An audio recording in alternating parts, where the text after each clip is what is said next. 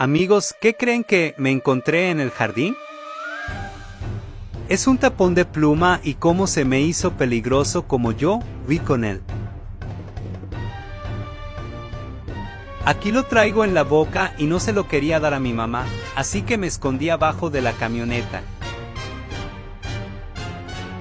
Pensé no me lo va a quitar si corro más rápido que ella y así los protejo de esta cosa rara.